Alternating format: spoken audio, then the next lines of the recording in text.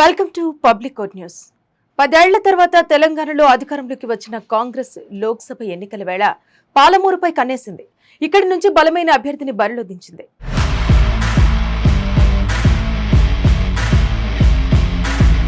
BRS చతికిలబడటం, BJP బలం అంతంత మాత్రంగానే కావడంతో మహబూబ్ నగర్ ఎంపీ సీటు ఈసారి హస్తగతం కానుందన్న అంచనాలు వ్యక్తమవుతున్నాయి. పాలమూరు జిల్లా అంటేనే హాట్ రాజకీయాలకు పెట్టింది పేరు. ఇక మహబూబ్ నగర్ ఎంపీ స్థానం విషయానికి వస్తే దక్షిణ తెలంగాణలో బాగా వేయాలంటే ఇక్కడ గెలవాలన్న సెంటిమెంట్ దశాబ్దాల కాలంగా ఉంది.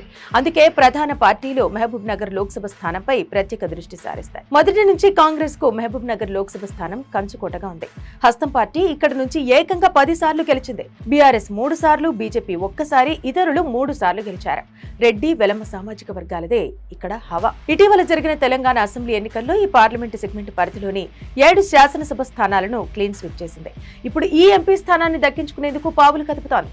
ఈసారి కాంగ్రెస్ అభ్యర్థిగా వంశీచంద్ర రెడ్డి బరిలో దిగుతున్నారు. అభ్యర్థి ఎంపిక మొదలుకొని ప్రచారం వరకు సీఎం రేవంత్ రెడ్డి అన్నీ తానే వ్యవహరిస్తున్నారు. కాంగ్రెస్ ఎంపీ అభ్యర్థుల జాబితాను ప్రకటించక ముందే పార్టీ సంప్రదాయానికి భిన్నంగా రేవంత్ రెడ్డి ఇక్కడ అభ్యర్థిగా వంశీచంద్ర రెడ్డి పేరును ప్రకటించారు. అంతేకాదు స్వయంగా పలుమార్లు నియోజకవర్గంలో వంశీచంద్ర రెడ్డి తరపున ప్రచారం చేశారు.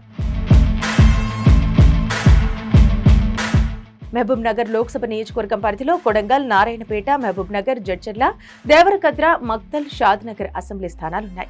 2019 లోక్సభ ఎన్నికల్లో బీఆర్ఎస్ అభ్యర్థి మన్నె శ్రీనివాస్ రెడ్డి ఇక్కడి నుంచి గెలిచారు. ఆ ఎన్నికల్లో 4,11,402 ఓట్లు దక్కించుకోగా బీజేపీ అభ్యర్థి డీకే అరుణకి 3,33,573 ఓట్లు పడ్డాయి. కాంగ్రెస్ అభ్యర్థి చల్లా వంశీచంద్రెడ్డికి 1,93,631 ఓట్లు పోలయ్యాయి. మొత్తంగా బీఆర్ఎస్ 77,829 ఓట్ల మెజారిటీతో మహబూబ్ నగర్ కైవసం చేసుకుంది. ప్రస్తుతం బీఆర్ఎస్ వైపు అంతగా గాలి వీచడం లేదని రాజకీయ విశ్లేషకులు అంచనా వేస్తున్నారు. అసెంబ్లీ ఎన్నికల తర్వాత బీఆర్ఎస్ కు వరుస షాకులు తగులుతున్నాయి. మహబూబ్ నగర్ లో కూడా కీలక నేతలు కాంగ్రెస్ కండువా కప్పుకున్నారు. మన్నె శ్రీనివాస్ రెడ్డి సొంత అన్న కుమారుడు మన్నె జీవన్ రెడ్డి కాంగ్రెస్ లో చేరటం బీఆర్ఎస్ కు ఎదురుదెబ్బే. అయితే ఎప్పటిలాగే గులాబీ బాస్ కేసీఆర్ వ్యూహాలను నమ్ముకుంటున్నారు మన్నె శ్రీనివాస్ రెడ్డి. బీజేపీ అభ్యర్థిగా డీకే అరుణ మరోసారి తన అదృష్టం పరీక్షించుకుంటున్నారు. బీజేపీకి అంత బలం లేకపోయినా డీకే అరుణ సొంత ఇమేజ్ పైన నమ్మకం పెట్టుకున్నారు. అయితే విశ్లేషకులు ఆమె గెలుపు ఈసారి కష్టమేనని అంటున్నారు.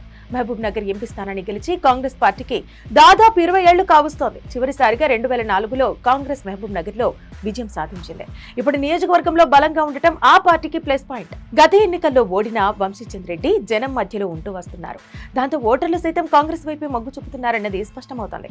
ఇటు వంశీచంద్ర రెడ్డి కృషి, అటు సీఎం రేవంత్ రెడ్డి వ్యూహాలు పాలమూరు గడ్డపై కాంగ్రెస్ జెండా ఎగరవేస్తాయన్న అంచనాలు వ్యక్తమవుతున్నాయి.